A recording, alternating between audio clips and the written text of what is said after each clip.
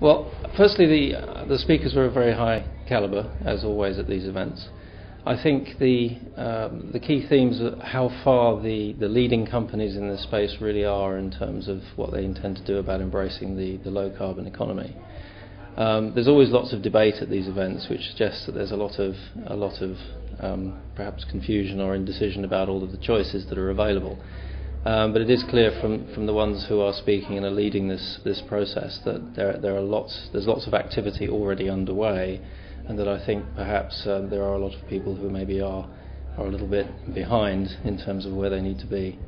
That I think were probably the main points from today. I mean, other aspects of it, for example, it's clear that you need to have a very well-defined plan about what you're trying to do. That was a common theme from all of the speakers today. And then communicating that plan effectively to your various stakeholders is another key element. And certainly amongst my client base, I noticed that there's a pretty wide spread between where people are on that scale of preparedness. From this morning, I found it very interesting what other companies like PepsiCo, Philips, Ceres Power were up to. I like the political overview of what's happening with the election. And I think it was important to know why this is driving business forward. I do, very much so. I think what's very interesting about it is the number of technologies that are becoming available for people to choose from. I think in many ways that presents a problem as well, because there are so many technologies to choose from. You then are faced with the problem of how do I choose? I think the encouraging thing is, though, that the proliferation of these technologies and the investment, the thought that's going into defining new technologies gives companies choice. So I absolutely believe that it can be profitable. I mean, from our perspective, it's cost. So you drive cost out of your business. Carbon is probably a good indication of inefficiency within your business. If you drive carbon out of your business, you're becoming more efficient, and therefore that's profitable. Yes, absolutely.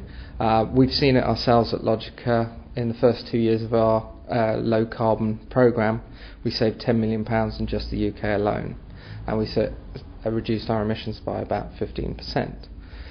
We've gone further than that already in the UK. We've reduced by 23%, and we expect cost returns of a similar level. And as a group, we've also been reducing our emissions by 5%. So for us, it's making real impact on the bottom line.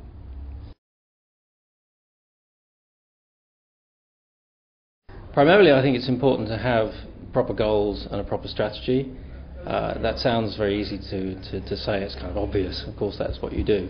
But our experience suggests that not everybody is in the space where they have a properly defined objective and then a proper set of strategies underneath that to deliver the objectives. There's a lot of talk about relative and absolute carbon reduction, and I think sometimes these targets are set in ways that are not necessarily founded on achievability, and I think there needs to be a lot of sanity checking around those targets. How are they going to be achieved? How long will it take to achieve them? What's the cost and what's the benefit? So from our perspective, it really all starts, I think, from having a clear and coherent plan that you can explain to stakeholders internally and externally. I'd advise them, first of all, see what your impact on the environment is first. If you can't measure it, you can't manage it.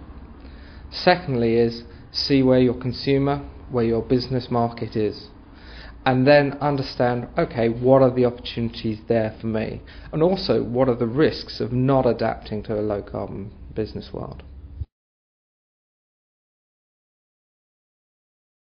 I think again it comes back to that point about having a clear plan, but I think it's also very important to appoint owners, an owner of the plan. A lot of organisations struggle with that, I think, in terms of resourcing, especially during a recession, where perhaps the point hasn't been made about a low carbon economy, low carbon business being profitable, but it is absolutely paramount that somebody owns this challenge.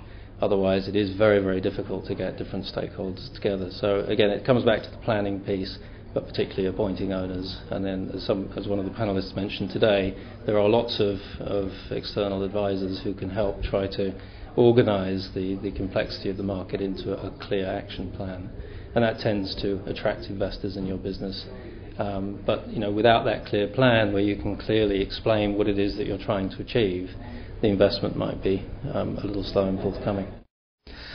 I'd advise them, first and foremost, measure where you are. Benchmark. Important. You know where you are. It gives you an idea. Secondly, think about where you want to be. Think about how that can impact on your business model and also on your customers. And thirdly, I think, is actually see where you can get the quick wins now in terms of reducing your own impact, but also in collaboration with your supply chain, potentially with competitors, but also with other third parties in your ecosystem of suppliers, customers and stakeholders.